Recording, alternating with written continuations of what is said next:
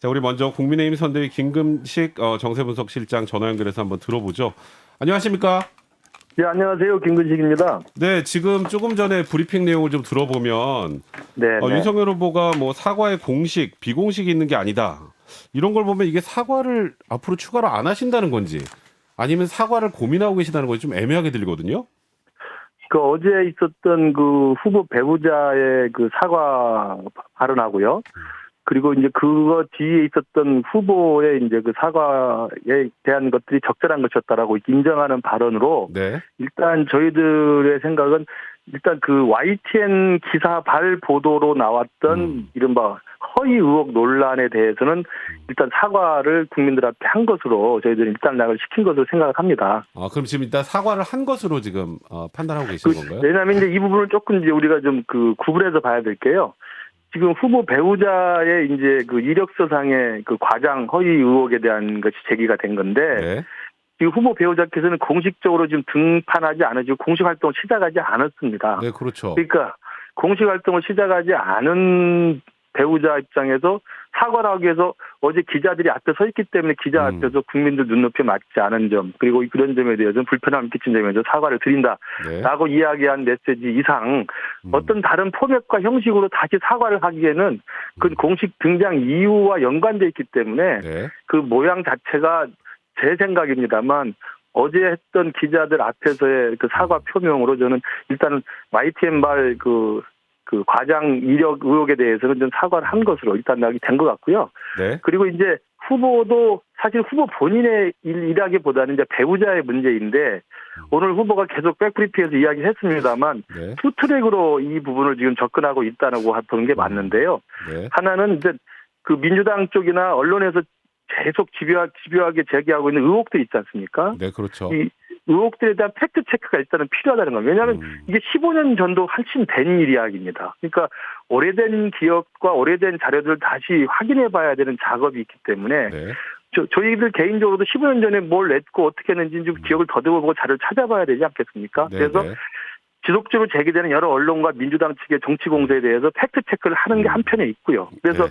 팩트에 기반해서 설명할 거 설명하고 해명할 거 해명하고 반박할 거 반박하는 게 한 트랙이 있고 또 한 트랙은 어제 후보 배우자가 사과를 표명했고 후보가 그 사과를 적절한 것으로 인정했던 것처럼 어찌됐든 간에 국민들한테 빌미를 줘서 국민들의 심려를 끼치고 국민들에게 네. 불편함을 끼친 그 점에 대해서는 국민 여론에 대해서는 우리가 송구한 마음을 갖고 있다. 이렇게 투 트랙으로 정리하는 것으로 알고 있습니다. 네, 그런데요. 제가 볼 예. 때는 뭐 사과할 의향이 있다라는 것은 앞으로 사과하겠다는 약속으로 들리거든요. 그리고 후보 자신도 그것이 적절한 발언이었다라고 얘기를 했지. 그것 자체를 또 사과로 볼 수는 없지 않습니까? 그리고 사과라고 하면 구체적으로 어떤 부분들을 인정하고 어떤 부분들은 반박하고 이게 좀 명확하게 나와야 되는데 그런 부분이 좀 정리가 좀 안 된 것 같거든요. 예. 그래서 일단 그 팩트 체크를 통해서 해명하고 설명드리고 반박하는 건 네거티브 대응팀하고 법률지원단에서 계속 지금 작업을 하고 있어서 그건 그때그때 나올 때마다 그 말씀을 드리는 거고요.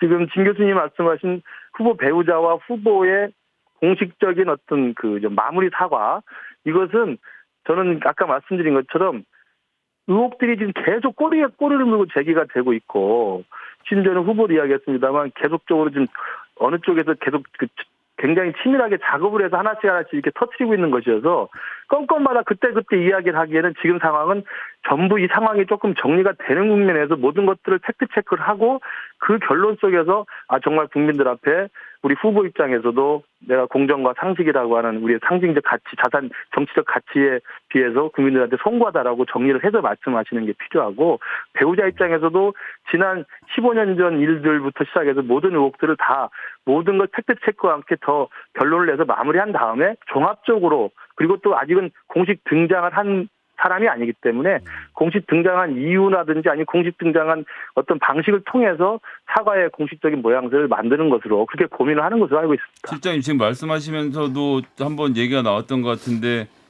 이걸 지금 후보는 기획이다라고 해서 마치 민주당과 언론이 뭔가를 짜서 하는 것처럼 말씀을 하시고 계시는데요. 그리고 지금 캠프 내에 있는 스피커들도 같은 말씀을 하시는 것 같고요.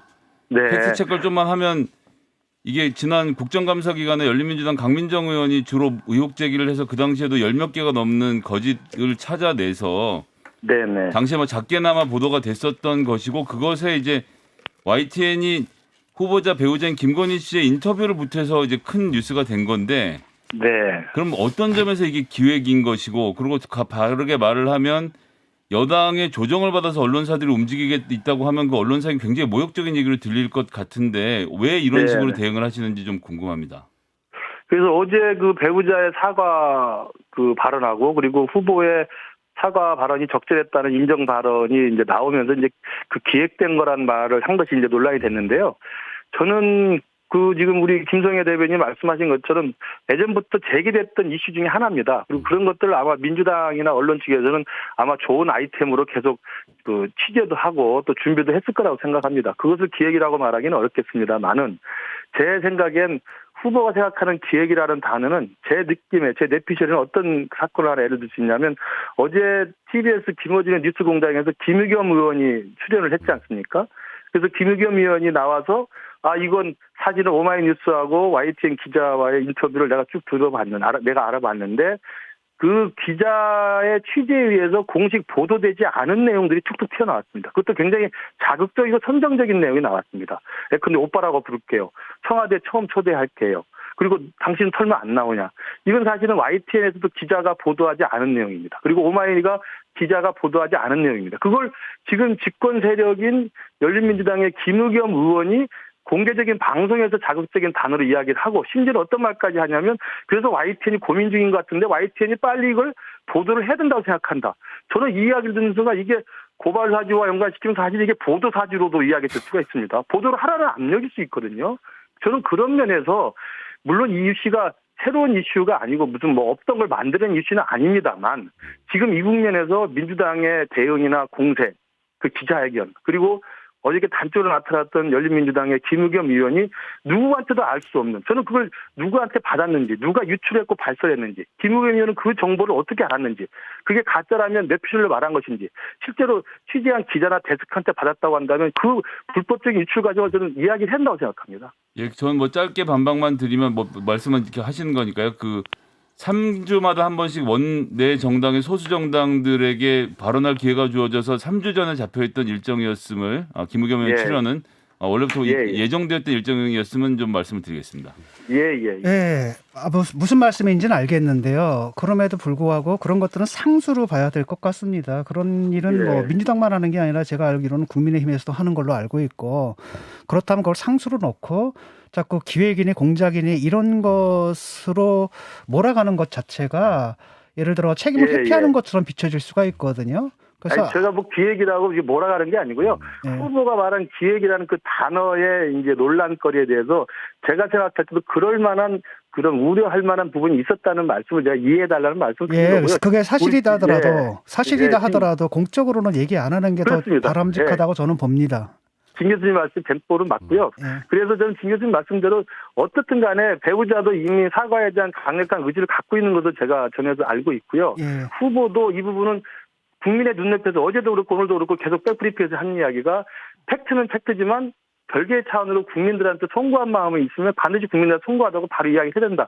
국민을 이길 수는 없다는 입장을 갖고 있기 때문에 저는 진정성 있는 공식적 사과의 모양새는 분명히 마무리가 돼야 된다고 생각을 하는데 아까 말씀드린 것처럼 의혹이 꼬리에 꼬리를 두고 나오기 때문에 이것들이 어느 정도 좀 마무리가 되고 정리가 되는 국면에서 국민들에게 정말 호소력 있게 진정성 있게 다가가는 모습으로 또 실제 그런 그 프로세스로 진행을 해야 되는 그런 고민이 있을 것 같습니다.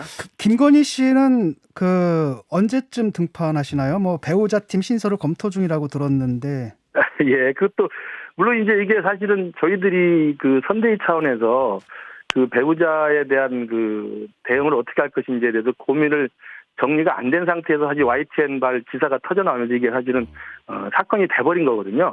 그리고 이제 왜냐하면 공식 등판을 안 하셨기 때문에 그래서 이번 사건을 기회로 해서 당연히 그 배우자가 공식 등장하는 시점과 방식 그리고 공식 등장해서 공식 활동을 시작했을 때는 어떻게든 선대위에서 공식적인 팀이 시스템적으로 갖춰져야 되지 않겠습니까? 그래서 그런 고민들을 이제 시작할 수 있는 그런 계기가 됐다고 생각합니다. 자, 그리고요. 오늘 그 윤석열 후보의 그 사과 여부와 관련된 논란이 더 크게 이슈가 됐던 게 오전에 그 이재명 후보 아들 그 상습 불법 도박 의혹 관련해서 바로 네네. 인정하고 사과를 했잖아요. 이에 대해서는 네. 좀 어떻게 보셨나요?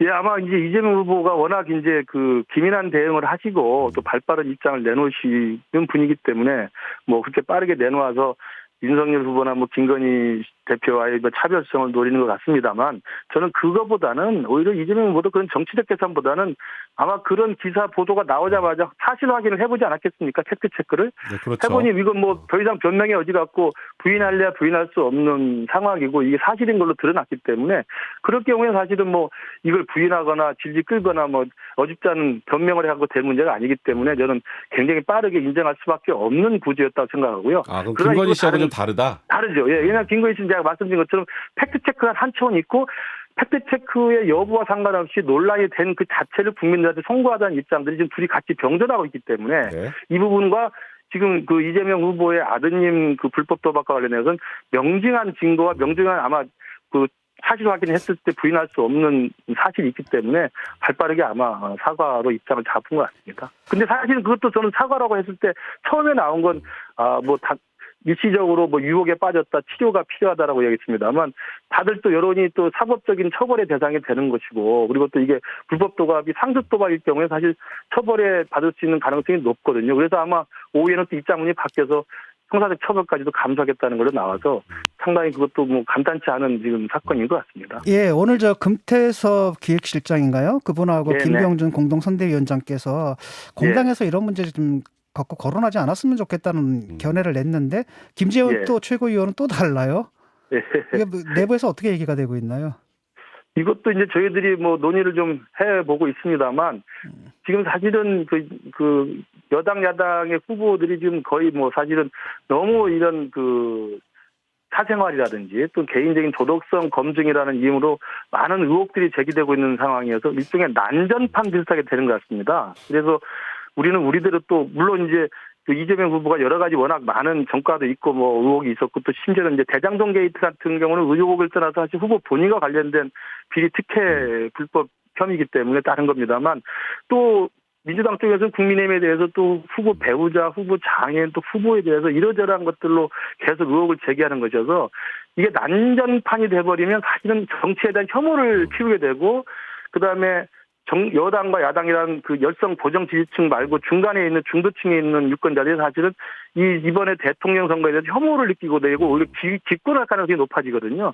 예. 저는 그런 의미에서 금태섭 실장이 이야기한 바대로 후보가 직접 사실은 그래서 오늘 이재명 후보 아들에 대한 걸 질문을 받았을 때 그거에 대해서 가타부타 정치적인 공격을 하지 않은 것으로 제가 알고 있습니다. 그래서 이게 뭐 사법적 처리니까 일반 시민사회나 시민단체가 고소고발을 하면 수사를 하면 될 것이고요.